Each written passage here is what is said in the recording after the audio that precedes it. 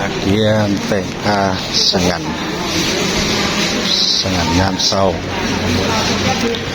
อายน้อง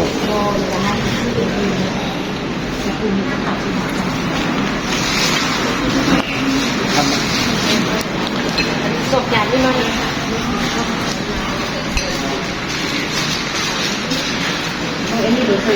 บัดบ้านหนองพญา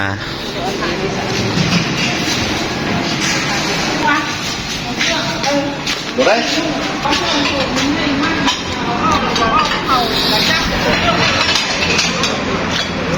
อะไรดูไอ้น้อง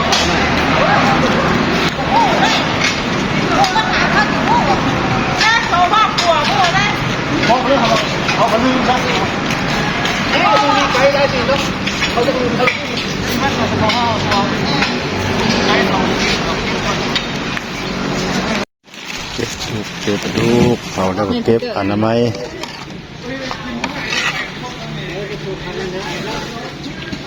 ลูกคีบลูกพอหรอวะคีบหรอวะ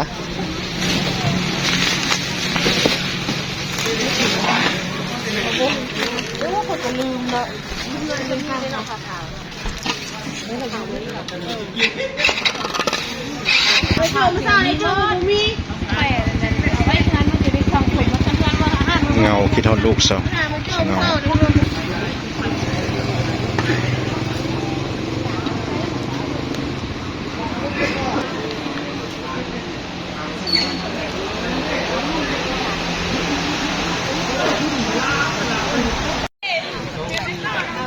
มาซื้อ4-5เอ้ยน้องไอ้พวกเลยไปทำพวกนู้นยิ้มได้เคยเชียร์ย่าเชงโอ้เป็นผู้เอกก็ต้องกินน้ำปลาเข้าไปครับปะ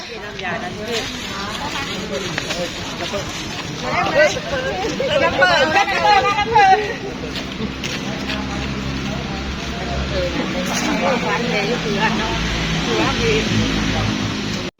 คือว่าอาจารย์เพิ่นกำลังสักอนิจจาให้กระดูกอัฐิที่เผาแล้วเก็บดูก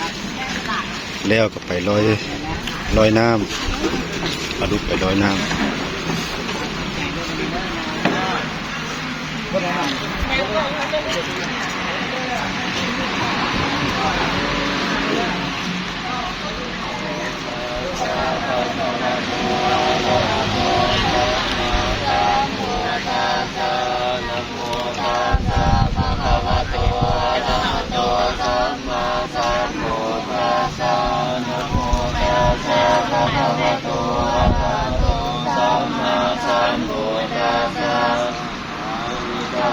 สังฆลาอุปนาวายธรรมิโนปัสสิตาวานิโรสันติเตสังอุปัสสะโมสุโข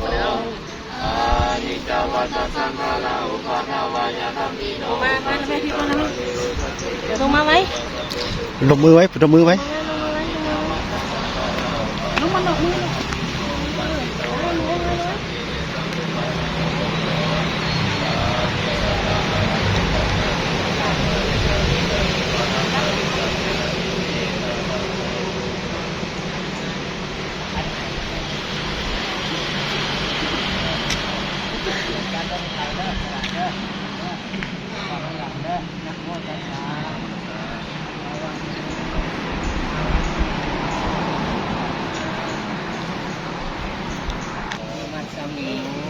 อารามิกิเตอิมานิปัจจญทานังทัพปริวารังภิกขุสังคัสสะโกโนสัญญามาสาธุโนพันเตภิกขุสังโฆตังสายะขายะข้าพเจ้าเจริญพวกข้าน้อยทั้งหลายขอน้อมถวายปัจจัยขอทั้งส่วนบริวารอาสาอะไรขอถวายในพระสงฆ์ขอประสงค์สงฆ์เพื่อให้เกิดประโยชน์ความสุขความเจริญแก่พวกข้าน้อยทั้งหลายตลอดกาลนานเถิด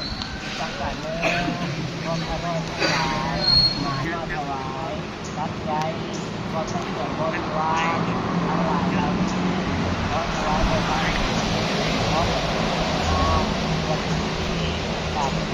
งานของข้าพเจ้า ยัตถะนี้เหมือนดังตนได้กระทำเป็นเกิด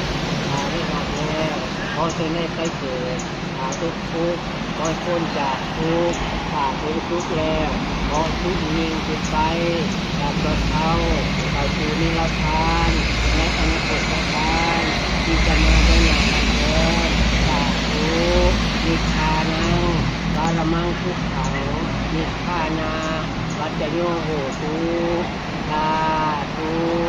สาธุสาธุอานุโมทามิอาภะสาธุสาธุ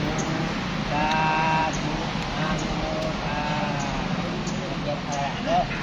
กายเนวาจานวาเจตัสสวะกายเนวาจานวาเจตัสสวะธัมเมกุตัมมังปะกะตังมะยังธัมโม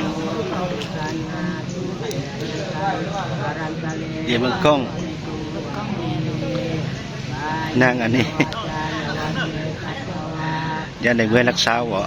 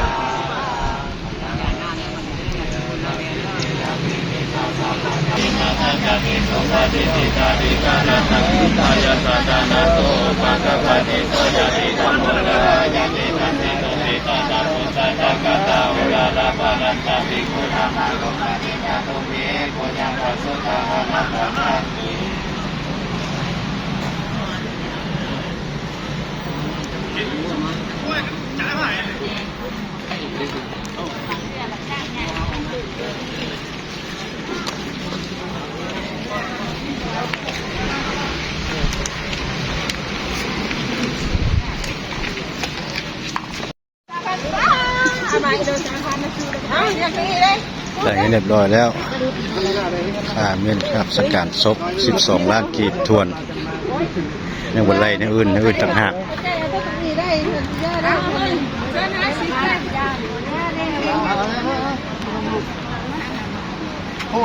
เพื่อนเธอเลยจ้ะ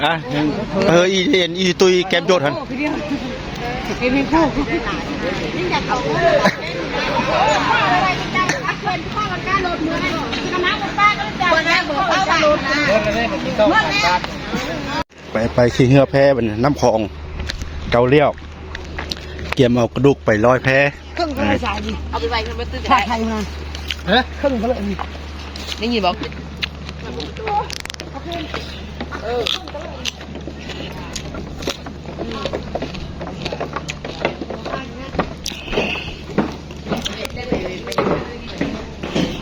สบายดีนะลอยทานหัวไม่ละข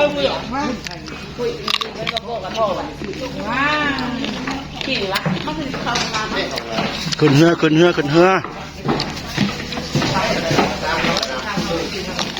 จังก็ต้องอยู่ที่นี่เรื่องไอ้ความนะยัดเขายัดไปเนี่ย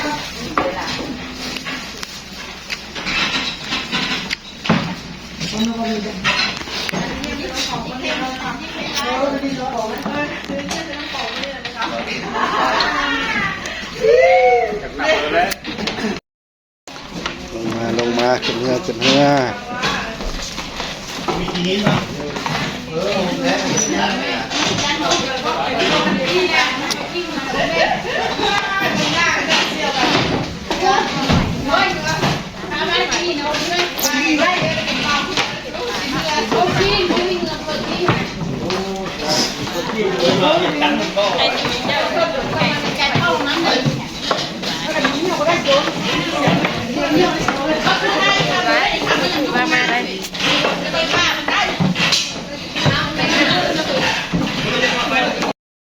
มาหลายๆคน10 ปลาย20 ปลายคนนี่แหละ เด็กว่ากันยังพาลงสมัยแล้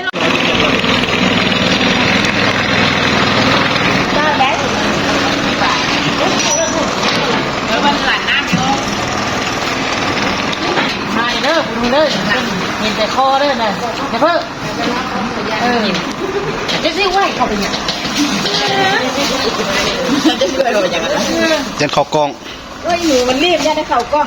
อีหมูได้อยู่เนี่ย เบิดเลยอีหมูนะลี่อีหมูนะ เข่ากล้องบ้างนะ ไปไก่อยู่หมดไก่สักนิดนะ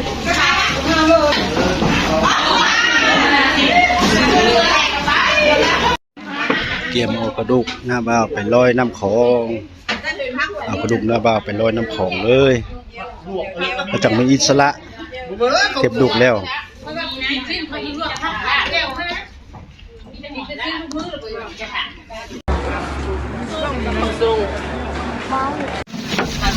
กาเกียมไปลอยน้ำของแล้วหน้าบ่าว เริ่มทำยาได้ไหม เขาน้ำดุกน้อยไม่ได้ ไทยเอ้ยน้องลูกหลายคนไปทำการ เอ้า ไปลอยแพน้ำของแล้ว ต้องปองแม่ สบาย สอง เทศลาวเด้อก็โดนชิงสู้ญาติแฟนญาติสู้เป็นว่าดีมาอีกปองเลยเขาชี้ เข้าแล้ววะเข้าเสร็จเด้อนั่งอันนั้นเด้อนั่งยันกล้องกันนะเจ้าเนี่ย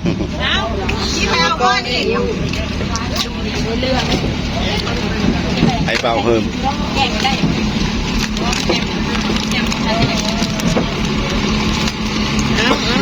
มีเด้อมีเด้อ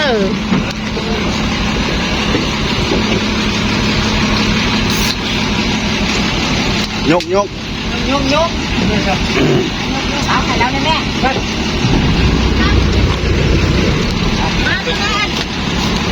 แกงกับแม่ ไป เป็นยังไง ไป นะ ไป โม่ ไป มันสิลองเด้โอ้ยอย่าฮือ โด แม่ ดชิงสู้